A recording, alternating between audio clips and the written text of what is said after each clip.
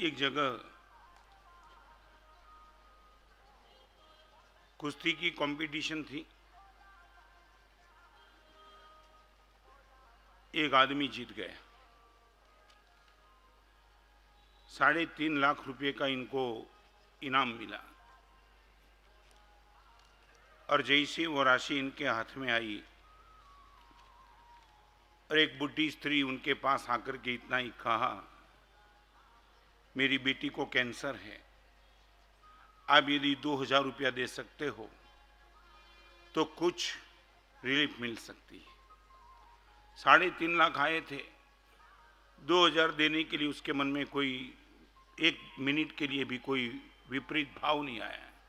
अपना पीए था, उसको बोल दिया 2,000 रुपया दे दे। आज बहुत गंभीर बात आपके सामने रखने के लिए आया हूं। सामने वाले को देखने के साथ ही उनकी जो डिमांड थी उन पर भरोसा कर देना, उसके लिए बहुत बड़ी ताकत चाहिए। उनका पीए था, उसने बोल दिया कि ये बुढ़ी स्त्री ने मांग लिया और आपने मुझे बोला मैं 2,000 दे तो देता हूं, मगर थोड़ा चेक तो करो, सही है, सच्चा है कि झूठा है। जमाना बहुत खराब है। कई लोग ऐसी इमोशनल ब्लैकमेलिंग करके पैसा ले लेते, आप कम से कम चेक तो करो। एक बात आपको कहना चाहता हूं, मन वो है जिसको पोस्टमार्टम और एनालिसिस में रस है। आप अपने मन को चेक कर देना। सामने वाले को जब भी डिमांड करे उनके लिए मन में एक बात ख्याल आ जाए कि आदमी कैसा है। ये आपकी बुद्धि बोलती है, आपका हृदय कभी नहीं भूलेगा। बुद्धि को हमेशा के लिए चेक करने में रस है कि सही है कि झूठा है। और वही उनके पीए ने काम किया कि आप कम से कम चेक तो करो। उसने बोला चेक नहीं करना है, 3.5 लाख मिले नहीं भी मिले तो मैं, और कैंसर के नाम से मांग रही है ना, 2,000 दे दे।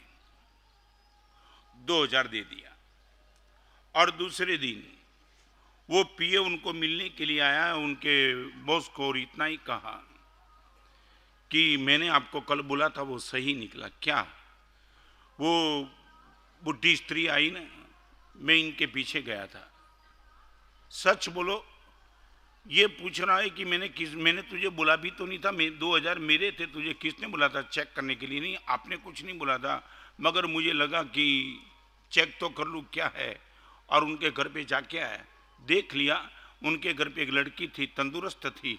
बाजू वाले को पूछ लिया, इनकी लड़की को कोई कैंसर है? किसने बोला?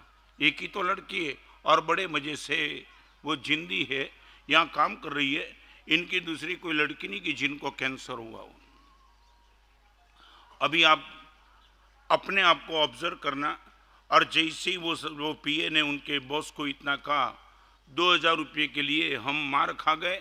सामने वाला गलत बोल करके मेरे पास 2,000 ले लिया और उनके चेहरे पे मुस्कान आ गई। मुस्कान 2,000 देने के बाद चीटिंग हुआ, उनके बाद भी उनके चेहरे पे मुस्कान आई। और मुस्कान के साथ उसने अपने पीए को इतना ही कहा कि एक बात मैं तुझे कहना चाहता हूं कि 2,000 रुपया देने के बाद तू चेक करने के लिए, मेरी नहीं इच्छा थी फिर भी तू गया, माफ करता हूं तुझे। मगर एक बात मैं तुझे कहना चाहता हूं कि तू यदि ये समाचार लाया होता कि उनकी बेटी को निश्चित तौर से कैंसर है, तो मुझे जितना आनंद आता उससे कई गुना ज्यादा आनंद तो उनको कैंसर नहीं वो सुन के आया।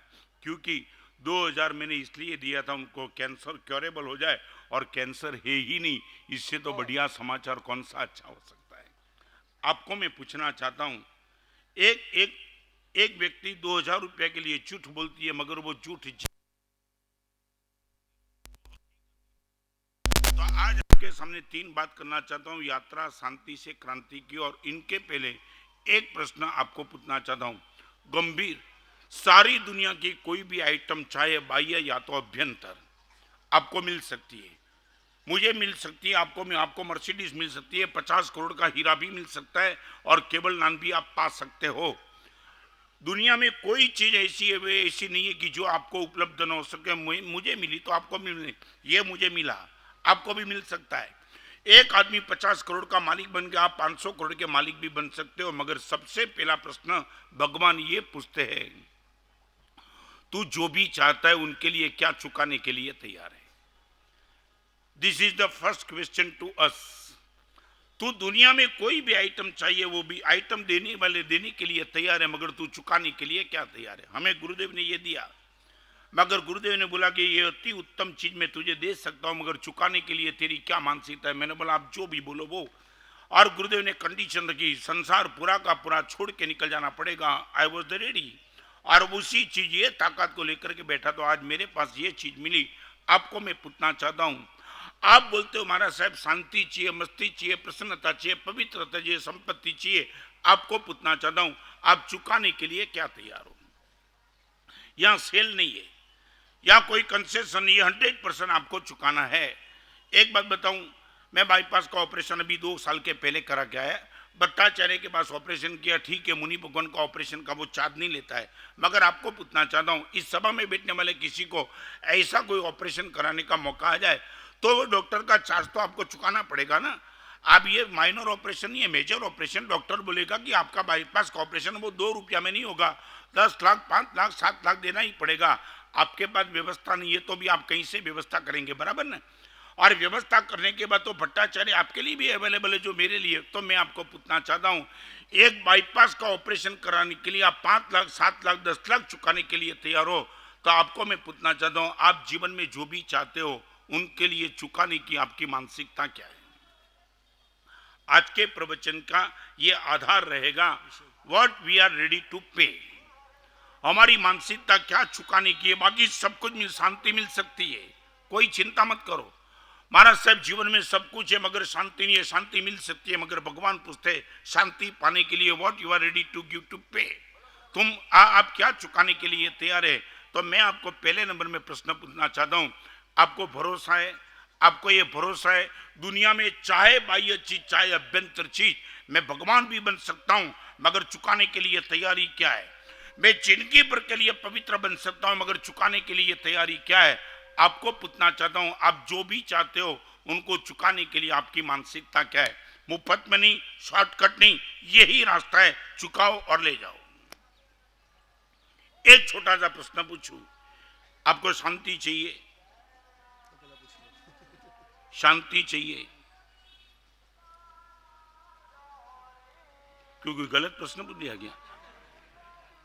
माने नहीं, अब आप बोलो महाराज साहब चाहिए क्या? हमारे पास है तो मैं आगे चलता हूं। नहीं, बराबर है। एक लड़के को किसी ने पूछा था, टीचर ने, मैं तुझे 2 बिस्किट तुझे दे दूं, 2 बिस्किट दूसरा टीचर तुझे दे दे, तो तेरे पास कितने बिस्किट रहे? और वह लड़के ने सीधा जवाब दिया 6। और मैथ्स का टीचर था, उनको लगा मैंने तुझे मैथ्स पढ़ाई है इसलिए पढ़ा है।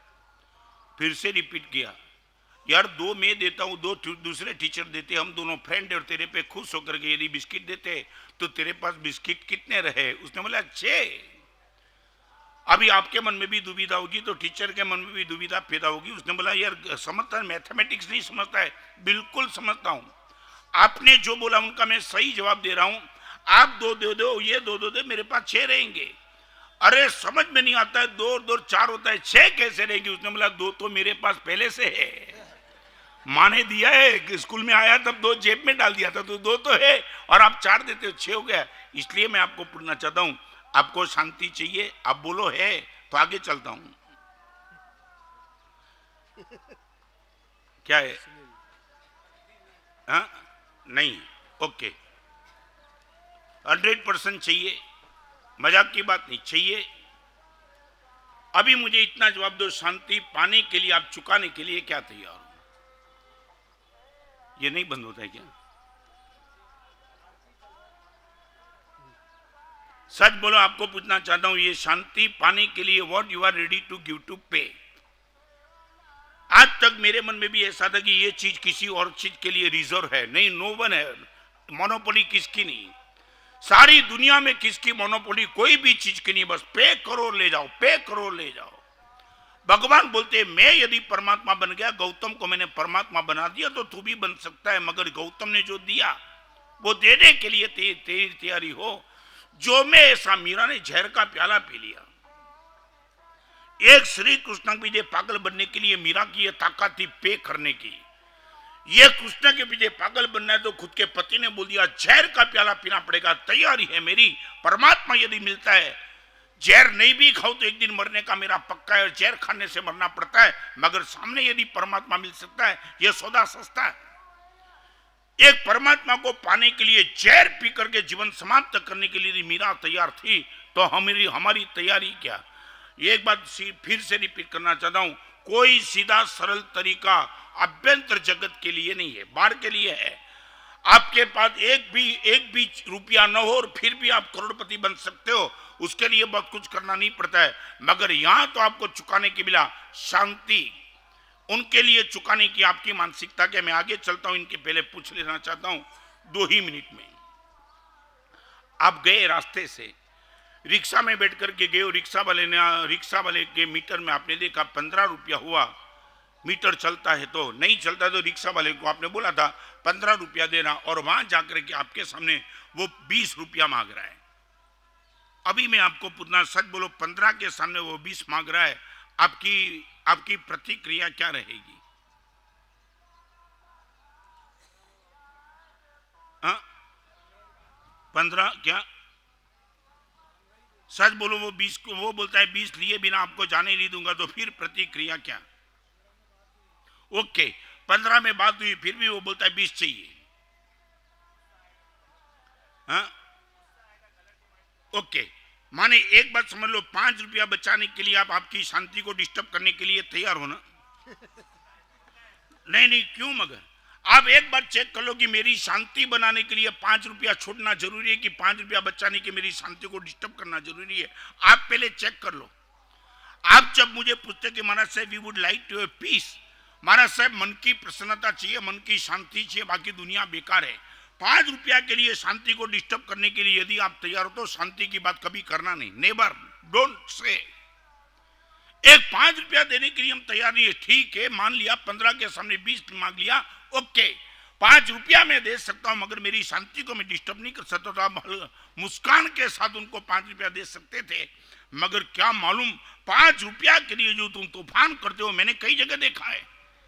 अच्छे लोगों को जहां 5-5 लाख का डोनेशन देने वाला 10 रुपया के लिए मारामारी पे उतर जाता है, तब लगता है कि उनको शांति लिटरली चाहिए ही नहीं। सच बोलो, क्यों छोड़ने के लिए तैयार नहीं हो? कोई जवाब है आपके पास?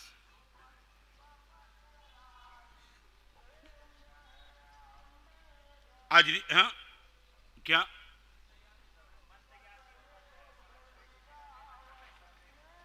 उनका भी तो मेहनत का ही पैसा है। गलत डिमांड तो तुमने भी जिंदगी में बहुत की है। ये रिक्शा वाले की क्या लगा दो, तुमने भी कोई कम गलत नहीं है, ये छोड़ो यार बात। सिर्फ तकलीफ क्या है, उनकी गलत डिमांड आप पकड़ सके, आपकी गलत डिमांड अभी तक कोई पकड़ नहीं पाया, बस इतना ही है।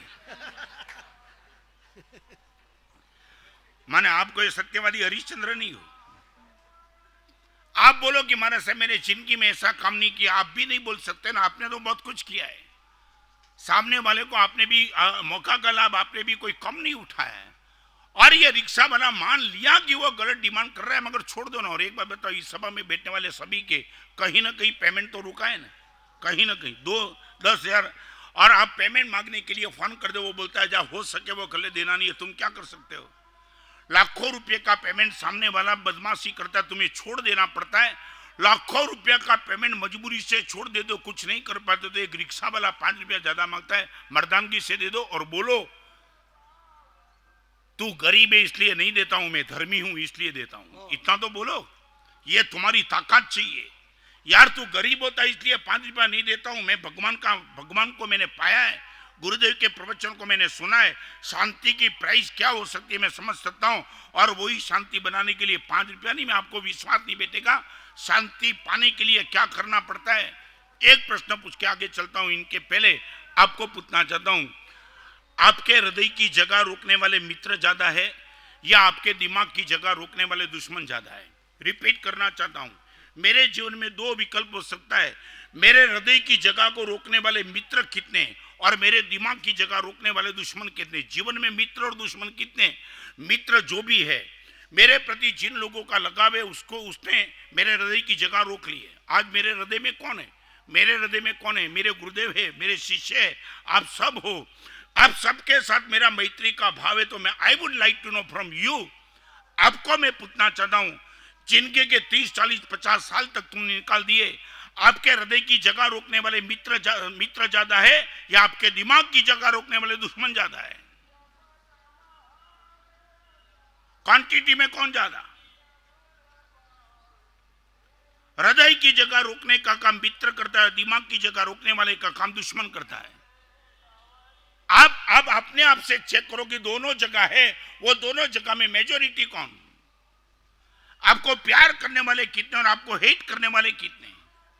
एक रिक्शा वाले को तुमने 5 रुपया ज्यादा दे दिया होता तो आप क्या कमा सकते थे, आपको मालूम नहीं था। दोस्त 5 नहीं, मैं बताऊं, मैं दिल्ली में चातुर्मास करके आया, 2000 लड़के की शिविर में बात बताई थी, तुम ये रिक्शा वाले के साथ क्या बार्गिंग करते हो।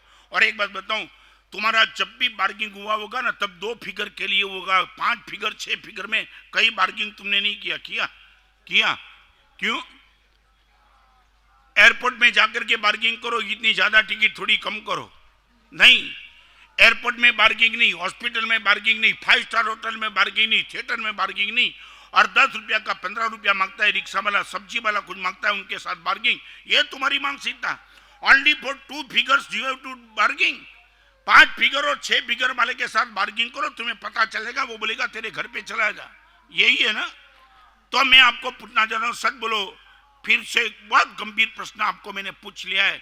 मेरे जीवन की सफलता में जब सोचता हूं, तब ऑब्जर्व करता हूं, 40 साल के दीक्षा जीवन में मेरे मित्र कितने बने, मेरे दुश्मन कितने बने, और I am happy, really I am happy.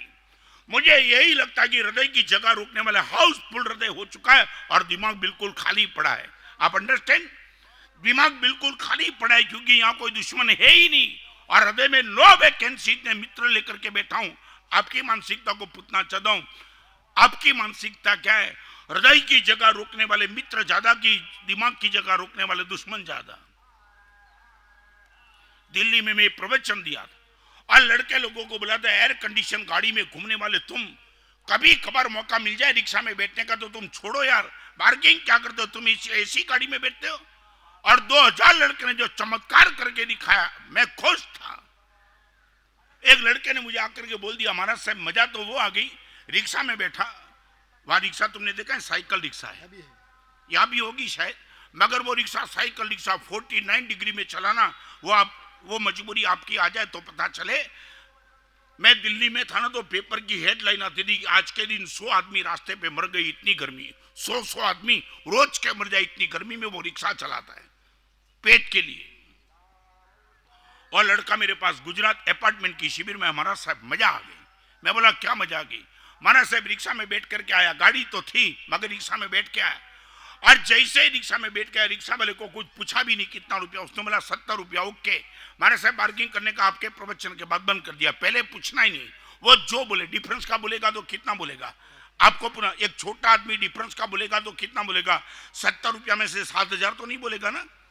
नहीं, आपको क्या बोलेगा तो क्या, एक 10-20 रुपया महाराज साहब डिफरेंस का मांगेगा तो ठीक यार, महाराज साहब हम कैपेबल है, ये डिफरेंस के 20 रुपया देने में महाराज साहब कोई दिक्कत नहीं है, वी आर कैपेबल। और महाराज साहब जब रिक्शा वाले ने बोला 70 रुपया, कोई बिना महाराज साहब कुछ किए बिना 70 रुपया तो दे दिया। मगर कमाल की बात तो वो थी, 70 रुपया देने के बाद महाराज साहब जहां भी रिक्शा खड़ी थी, सामने डेयरी थी, डेयरी, और मैंने वो रिक्शा वाले को कहा, दोस्त 2 मिनट खड़ा रहे, मैं अभी आया। और महाराज साहब 30 रुपये का लस्सी का ग्लास लेके आए। लस्सी का ग्लास रिक्शा वाला सोच नहीं सकता है, और रिक्शा वाले को लस्सी का ग्लास 30 रुपये का पिलाया। रिक्शा वाला पूछ रहा है कि लस्सी का ग्लास क्यों? 70 रुपया तो तुमने, मैंने जो मांगा वो दिया, बार्गिंग किए बिना, 30 रुपये का लस्सी का ग्लास क्यों? लड़के ने बोल दिया, महाराज साहब आपके प्रवचन के बाद ये ताकत बोलने की आ गई है। तो रिक्शा वाले को सिर्फ इतना ही कहा, दोस्त हम समझ सकते तेरी बैंक बैलेंस क्या होगी, तेरा सेविंग क्या होगा, आने वाले दिनों में तेरे परिवार में कोई दिक्कत आई तो तेरे पास कोई पैसे की व्यवस्था नहीं होगी। और सबसे बड़ी बात तो यह है, यह रिक्शा तू तब तक चला पाएगा जब तक तेरे पैर में ताकत है। मैं दूसरा तो कुछ नहीं कर सकता हूँ, एक लस्सी का ग्लास पिला करके यदि तेरे पैर में ताकत आ जाए, मैं अपने आप को धन्यवाद मानूंगा। और रिक्शा वाला रो रहा है, रो रहा है। और वो रिक्शा वाले ने वो लड़के को सिर्फ इतना कहा, 35 साल से रिक्शा चलाता हूं, पहली बार किसी ने मेरे पैर की ताकत की चिंता की, आपको लाख लाख धन्यवाद। ये 30 रुपया में ये प्राप्त कर सकते हो, आपके यू आर बिजनेसमैन। इन्वेस्ट करने के बाद आपको लगता है कि आउटपुट इतना मिलना चाहिए। समझ गए मैं क्या कहना चाहता हूं? आप इनपुट के सामने आउटपुट देखना चाहते हो तो 30 रुपया का इनपुट के सामने एक रिक्शा वाले के चेहरे पे मुस्कान, आनंद, आश्वासन, ये आउटपुट कम है क्या? तुम क्या लेकर के बैठे हो? यदि ये शांति तुम जिस रास्ते पे चलते उसी रास्ते पे शांति मिलती, हम साधु बनने की गलती नहीं करते, नहीं मिलती है।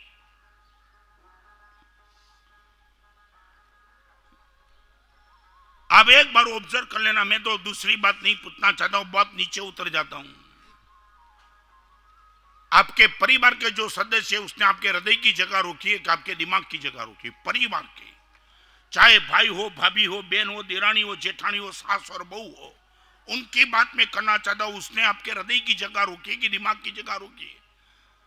सास को लगता है बहू से दूर हो जाओ, बहू से होता है सास को दूर, देरानी को जेठानी से, भाई को भाई से, बेटे को बाप से, बाप को बेटे से। ये व्यवस्था तुम्हारी नीचे उतर गई। अच्छे कपड़े,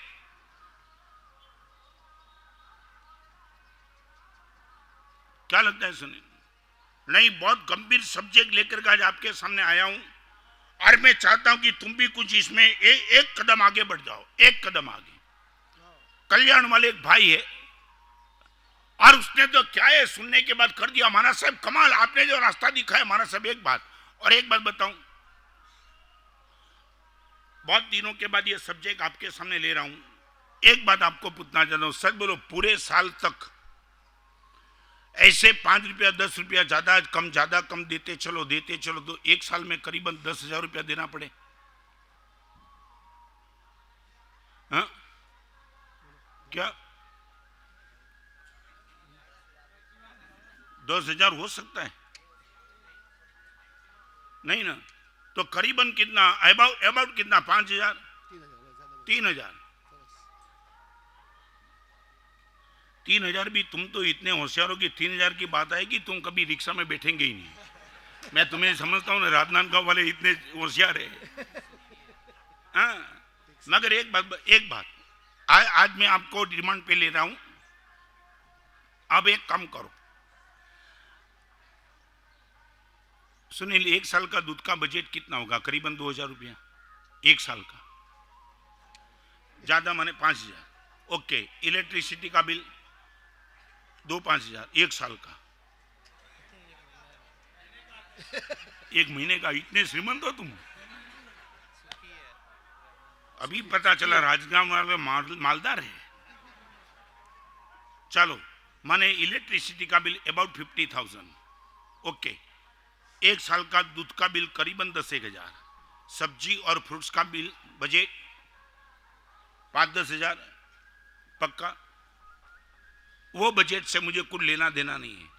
अभी मैं आज 14-15 दिन यहाँ रहने वाला हूँ। एक बजट मेरी ओर से,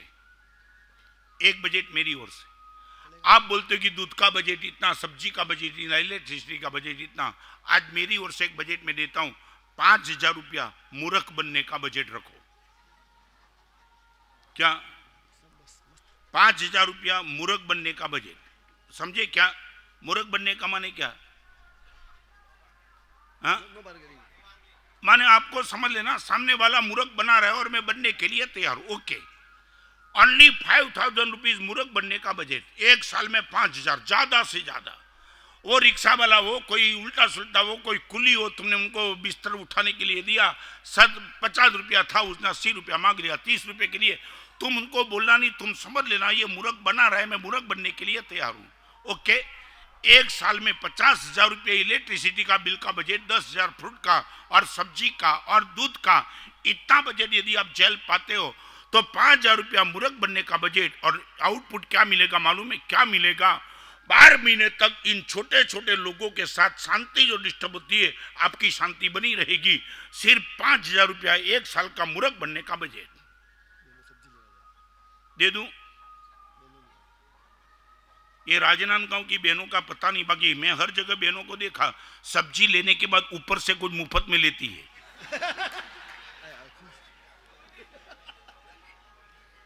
राजनांदगांव में शायद नहीं होगा।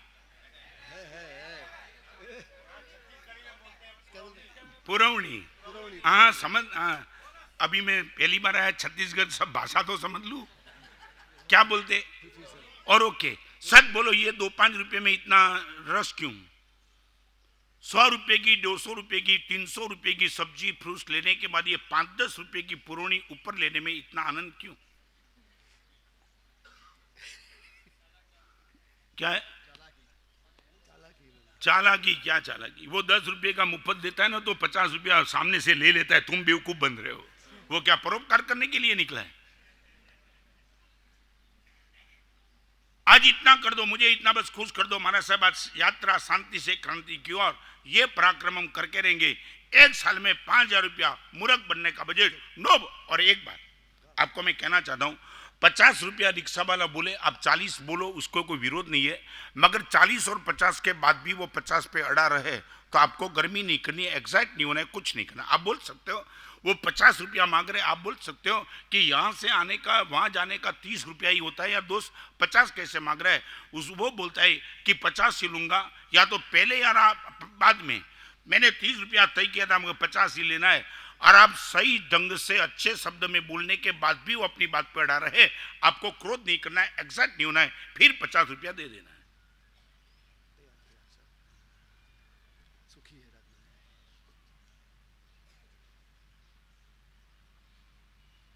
कोई तकलीफ? आज नियम दे दूं, आज से लेकर के 1 साल तक 5,000 रुपया मूर्ख बनने का बजट बहनों को भी दे दूं। नहीं, मैंने बंबई में रहे, तुम मालूम नहीं है, टूलिप स्टार जैसे एरिया में जहां अमिताभ बच्चन रहता है वहां मेरा प्रवचन था। वहां अमिताभ बच्चन रहता है, वहां 4-4, 5-5 करोड़ के फ्लैट के मालिक। वहां जब मैंने ये प्रवचन में बात बताई, 5,000 रुपया मूर्ख बनने का बजट, हाथ जोड़ लिया, मगर एक आदमी ने क्लैरिफिकेशन किया, साहब पति और पत्नी का दोनों का हो गया, 5,000 का अकेला का। अरे मैं बोला तू भिखारी है यार।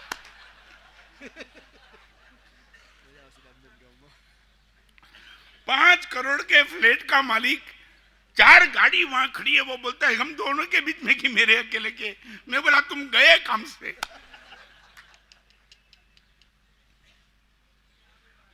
क्या है? हाँ यहाँ भी बार्गिंग, और मुझे भी सब्जेक्ट मिलता है ना। मुझे तो एक बात तो पक्का है कि तुम श्रीमंत कैसे हो मुझे मालूम नहीं।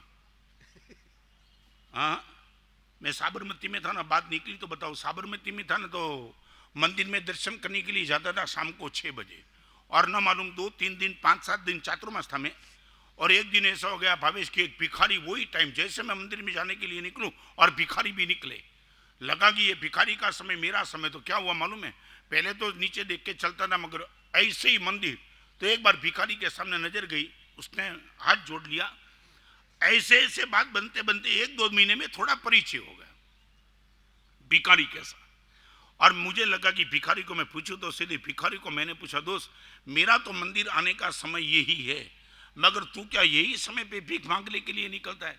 हमारे साहब यही फिक्स टाइम एट 6 o'clock। मैं बोला सुबह नहीं निकलता है, 10 बजे 11 बजे निकलने के तुझे दिक्कत है क्या? शाम को ही निकलता है। महाराज साहब आप साधु बन गए इसलिए आपको पता नहीं। मैं बोला क्या हुआ? भिखारी का समय पूछने में साधु बनने की कहाँ तो लगाता है। और उसने मुझे, महाराज साहब आप साधु बन गए इसलिए आपको पता नहीं है, ये साबरमती में जो भी रहते हैं श्रीमंत लोग सब जाते हैं महाराज साहब अहमदाबाद गाड़ी में पैसा कमाने के लिए, और आप मुझे बोलते हो कि दोस्त तू सुबह सुबह भीख मांगने के लिए नहीं निकलता है। महाराज साहब इतना बताऊं, ये सुबह सब बड़े भिखारी गाड़ी में भीख मांगने के लिए लेते, शाम को आते तो मेरे जैसे छोटे भिखारी को मिलता है। सुबह जाओ तो मुझे क्या मिले, क्योंकि वो खुद बड़े भिखारी है। आपको मालूम है क्या? आप समझ सकते हो, एक भिखारी गाड़ी में घूमने वाले को बड़ा भिखारी मानता है, तुम्हारी कोई गुडविल है? पूछता हूं। आज दे दू नियम, 1 साल का 5,000 रुपए का मूर्ख बनने का बजट। हाँ बजट बढ़ भी सके। हाँ सुनील जिस दिन रिक्शा वाले को पता चलेगा कि सुनील ने नियम लिया है वो तेरे पीछे लग जाएगा।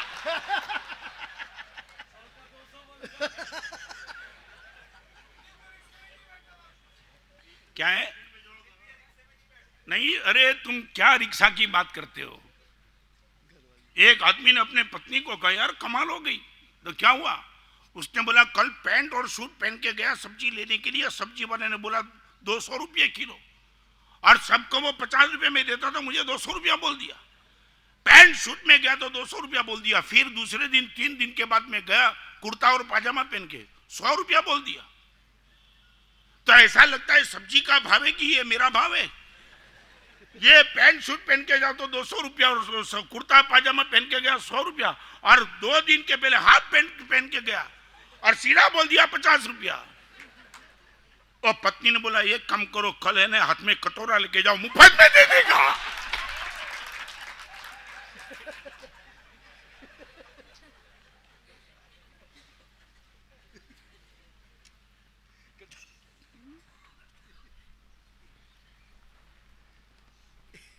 शांति की बात कभी करना नहीं। 5,000 रुपया जैसी चीज के लिए तुम पूरी शांति को खत्म कर दे हो, आपको मालूम नहीं। एक गाड़ी चलाने वाला जब सामने वाले साइड नहीं देता है तो क्रोध कर देता है। और आपको मालूम होगा तो मैं बताऊं, मैं तो गाड़ी में बैठा नहीं, मगर मैं आपको बताऊं, मैंने ऑब्जर्व किया है, सर्वे में भी मैंने पढ़ाई की, शायद जो एक्सीडेंट होता है वो सब एक्साइट होने के हिसाब से एक्सीडेंट होते हैं। एक्सीडेंट ये साइड नहीं मिली, वो गरम होने के बाद वो एक्सीलेटर पे पैर दबाता है, कुछ ना कुछ कर देता है, और मारा मारी तूफान और खून। 5,000 रुपया लेने के बाद ये मर्दानगी से तुम्हारा जीवन चलता तो आपको बोलना चाहिए हमारा से भी ये सौदा तो बिल्कुल सस्ता है।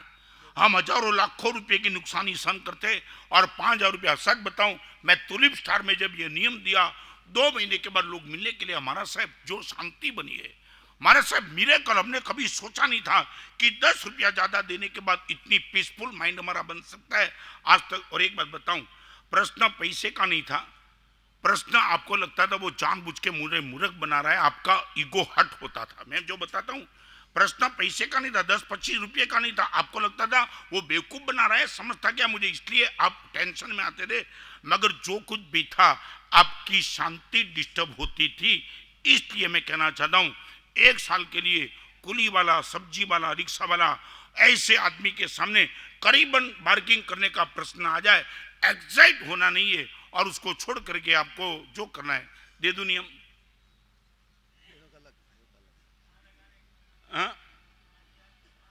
5,000 रुपया लगाने का कहाँ है? बस बचाने, उसको दे दिया तुमने, लगाने का कहाँ है? आपको मूर्ख बनने का 5,000 रुपये का बजट, उसके 25 के सामने 35 मांग लिया, ज्यादा 10 दे दो, ओके। समझ गया। कोई लॉजिक है? कोई इश्यू आपका? पक्का? हाथ सबके ऊंचे। ये बहनों को क्या है?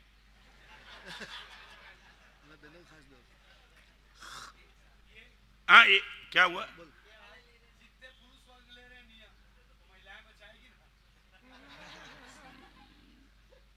तुझे मालूम नहीं भवेश, ये मन इतना बदमाश है। हाँ, मैंने वो बम्बई में, मैं तो अलग अलग नियम देता हूँ, बम्बई में नियम दिया था कि तुम क्रोध करो तो जिस पर तुम क्रोध करो उसको 100 रुपया दे देना उसको। ये नियम ले तो लिया, और सबने लिया ना, तो मेरी सामने एक पति बैठा था, उसने ले लिया, और 2 दिन के बाद आया। मैं बोला क्या हुआ? हमारे साहब कुछ नहीं, शादी के बाद क्रोध करने का एक ही पात्र था, पत्नी, बाकी दूसरे पर मैं क्रोध नहीं करता था, उन पर करता था, और वो भी जब गर्म होती थी मेरे पर, तो हमने दोनों ने नियम ले लिया, 100 वो मुझे देती है, मैं उनको देता हूँ, बात खत्म।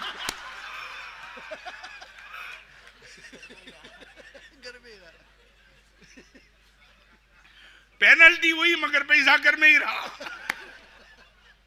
ऐसी चीटिंग मत करना यार। दे दू 5,000 रुपया, 1 साल का मूर्ख बनने का बजट। देखो आज रिक्शा वाले को पता लगेगा ना, धन्यवाद देगा कि आज ऐसे गुरुदेव अच्छे आए।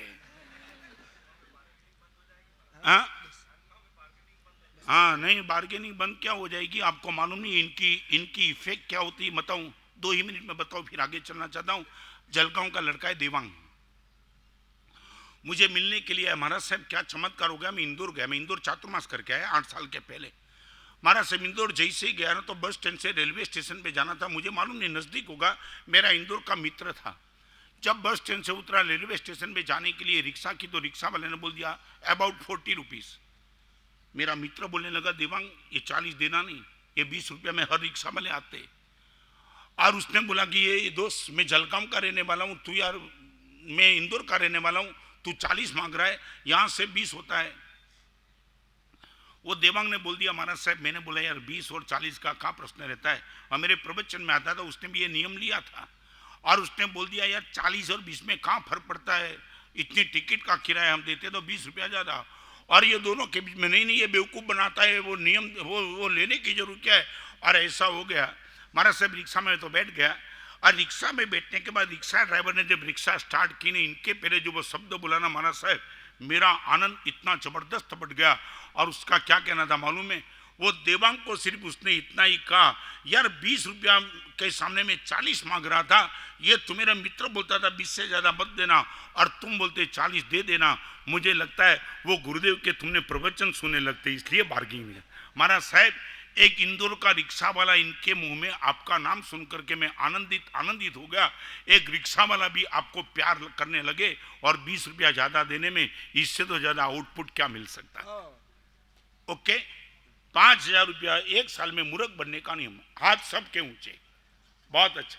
धारणा विग्रहणम सागरणम मातरागरणम सब समय व्यत्यागरणम वो श्री। चलो आगे, यात्रा शांति से क्रांति की ओर। इसके लिए 3 चीज बताना चाहता हूं। एक एक्शन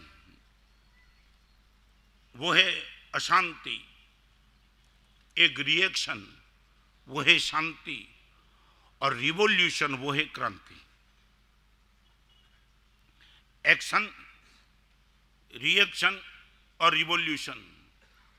सामने वाले ने क्रोध कर दिया, जैसे रिक्शा वाले ने 15 रुपए के सामने 25 बोल दिया, वो इट वॉज द एक्शन। आपने उनके सामने रिएक्शन कर दिया, दोस्त ये 15 ही होता है 25 नहीं होता है, तू समझता क्या है, मीटर ये बोलता है, और आपको शांति हो गई, 15 रुपये में वो कमिटमेंट हो गया, आप 15 रुपये दे के निकल गए, उनका नाम था रिएक्शन। मगर 15 रुपये के सामने कोई भी तनाव किए भी ना आपने 25 रुपया दे दिया, इट वॉज द रिवॉल्यूशन। आपको मैं पूछना चाहता हूं हमारी मानसिकता क्या, एक्शन के सामने रिएक्शन मेरे से कि रिवॉल्यूशन मेरे से, ये है। फिर से बताऊं, reaction that means Shanti, revolution that means क्रांति। सामने वाले ने क्रोध किया, तुमने क्रोध के सामने क्रोध से जवाब दिया, आपका मन खुश हो गया।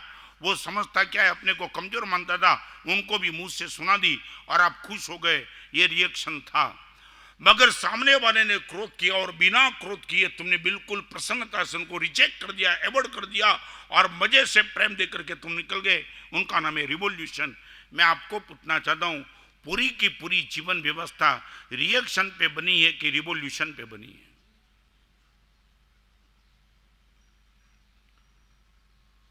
आपके जीवन के 30, 40, 50 साल जो भी निकले, वो जीवन को ऑब्जर्व करो, पीछे थोड़े चले जाओ, क्या लगता है रिएक्शन ज्यादा कि रिवॉल्यूशन ज्यादा?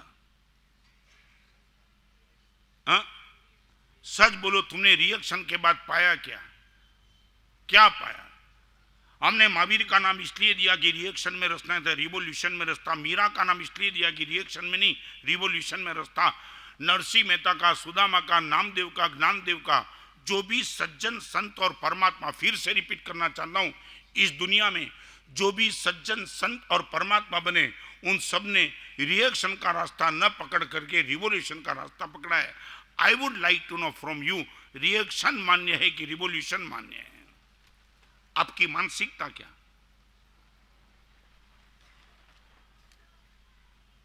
इतनी बड़ी सभा में बैठे हुए सबको पूछना चाहता हूं, हमारी मेंटालिटी क्या, रिएक्शन की कि रिवॉल्यूशन की?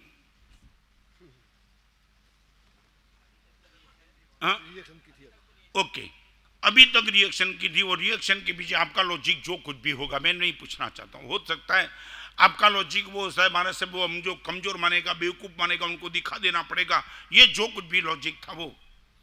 मगर एक बार मैं सिर्फ इतना और बहुत बड़ी बात नहीं करता हूं, सिर्फ इतनी बात करूं, एक काम करो, आपके परिवार के जो 5-7 सदस्य 10 सदस्य जो भी है वो आप एक तय कर लो, हमारे से फैमिली मेंबर के साथ रिएक्शन का व्यवहार नहीं होगा, रिवॉल्यूशन का व्यवहार होगा, कम से कम इतना।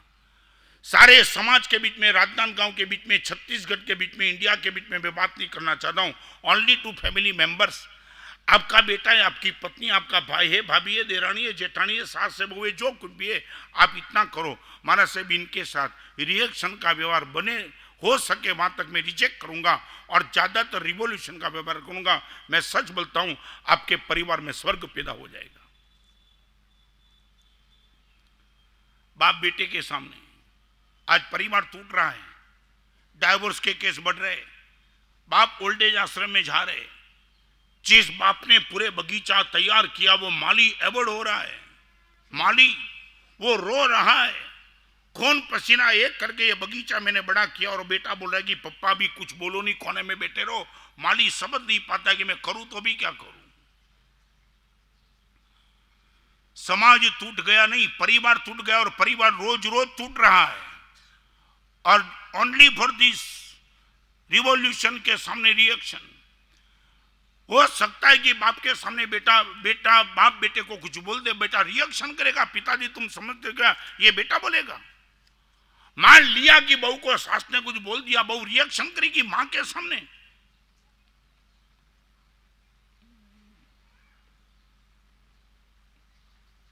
ये पूरा का पूरा माहौल बिगड़ रहा है, और ये माहौल आपने ना मालूम कहां से तुमने ये समझ लिया है, कहां से तुमने समझ लिया कि बस यही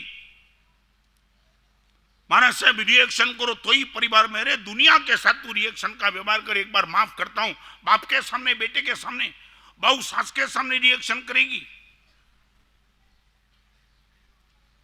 हजारों प्रसंग मैंने ऐसे देखे कि तुम सोच नहीं पाते, ऐसा रिवॉल्यूशन, ऐसा महाराज साहब चाहे कुछ भी हो जाए। गोरेगांव में रहता है विक्रम, एक लड़का जिनकी पत्नी का नाम सोनल। इस प्रवचन सभा में तुम सबके सामने I am giving you example with name. उनकी धर्म पत्नी को मैं मिला, मैं बोला कमाल कर दिया, कमाल। महाराज साहब 18 साल की उम्र तक जिंदगी में इलेक्ट्रिक ट्रेन में मैं बैठे नहीं हूं महाराज साहब, इतनी मल्टी कितने करोड़ों रुपया थे। और ये मेरे पति, इनके साथ मेरी शादी हुई तब पहली बार बंबई की इलेक्ट्रिक ट्रेन देखी महाराज साहब। महाराज साहब उनको अंग्रेजी का पता नहीं, मुझे गुजराती का पता नहीं, मैं मीडियम इंग्लिश में पढ़ी हुई।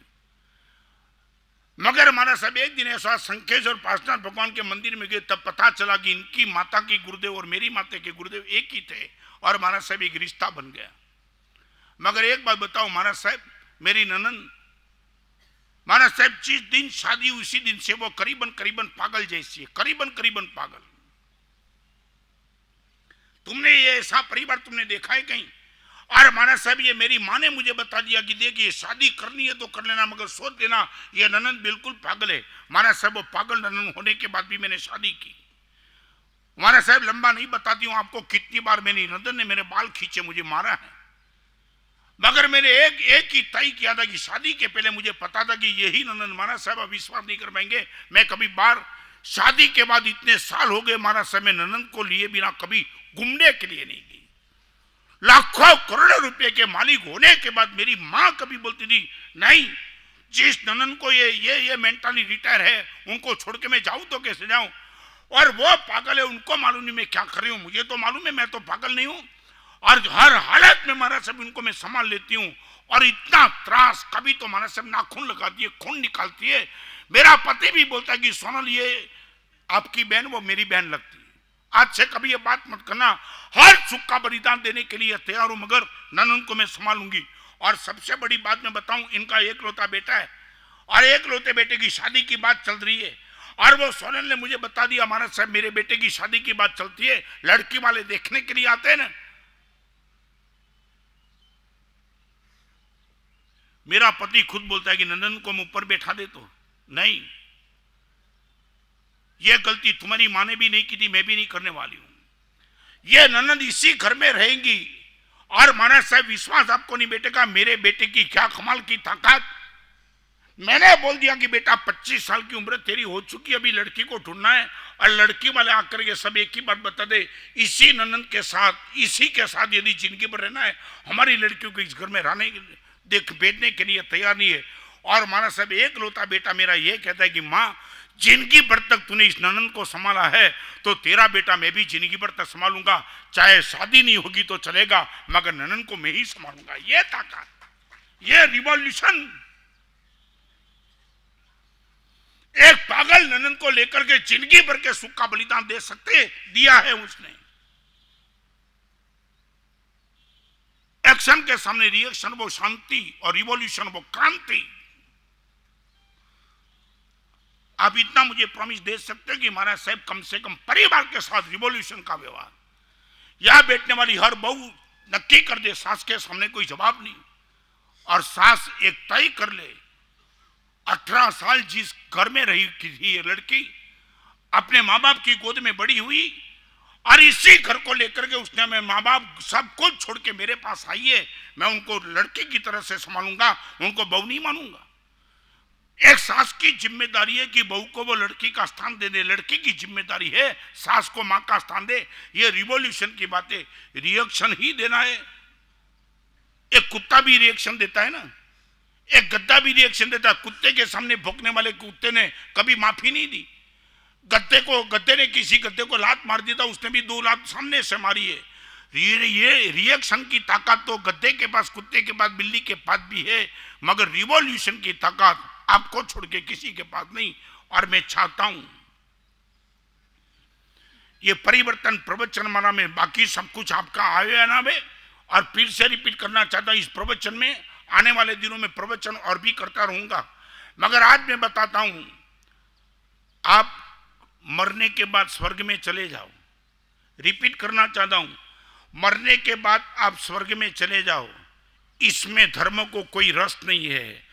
आपका जीवन जहां है वहां स्वर्ग पैदा हो जाए, उसमें धर्म को रस है। मरने के बाद स्वर्ग में क्या जाएंगे, हम जाए वहां स्वर्ग पैदा कर देंगे। और स्वर्ग पैदा करने की सबसे पहली कंडीशन है नो रिएक्शन बट रिवॉल्यूशन। जब तक रिएक्शन का भाव होगा तब तक नरक पैदा हो जाएगी। आप यहां हाथ रख करके बोल नहीं सकते हो। परिवार के बीच में महाराज साहब रिवॉल्यूशन का व्यवहार है। यू कांट से, ये बोलने की आपकी क्षमता नहीं है, क्योंकि परिवार का हर सदस्य टूटा है। एक बताऊं, आपने किसी पंछी को देखा हो, सच बोलो, उनके पास आंख न हो और पंख हो और पंखी उड़ने लगे, कहां जा सकता है? सुनील कहां जा सकता है? मालूम कहां जा सकता है? एक चिड़िया के पास आंख नहीं है मगर पंख है, वो इसी दिशा में जाएगी जहां चील बैठी है। मालूम नहीं उनको उड़ने की ताकत आ गई, मगर पहुंची का चील पकड़ने के लिए तैयार थी, तू सामने जाकर के खड़ी रहेगी, आंख नहीं थी। आपको मैं पूछना चाहता हूं, आंख न हो मगर पांख हो, वो पंखी का मौत नजदीक है, नजदीक है। और दूसरी बात, पंख न भी हो मगर आंख हो, उनके जीवन का बचने का बहुत कुछ चांस है। रिपीट करना चाहता हूं, पंख माने आपके पास शक्ति है, आंख माने आपके पास विवेक है। विवेक की आंख यदि नहीं और शक्ति की पांख आपको लगी है तो मे भी पॉसिबल आप खत्म हो जाएंगे, कई लोगों को खत्म कर देंगे।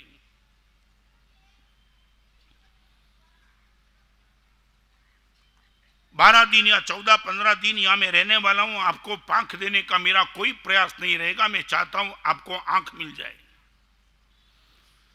ये चमड़े की आंख तो सभी के पास है, मगर मैं चाहता हूं आपके पास विवेक की आंख मिल जाए। जो विवेक की आंख मिलने के बाद रिवॉल्यूशन का एक हौसला बना जाता है। महाराज साहब मजा आ गई। सामने वाले को महाराज साहब वो मजदूर को मैंने दिल्ली में बहुत ऐसा अनुभव हुआ, मैं अभी आपको सब कुछ बोल नहीं सकता हूं, बहुत अनुभव ऐसा हुआ। महाराज साहब दिल्ली स्टेशन में मजदूर को जैसे ही बोल दिया कि दोस्त उठाओ बोझ, उसने बोला 200 रुपया लगेगा, बोल दिया दोस्त वहां तय करेंगे।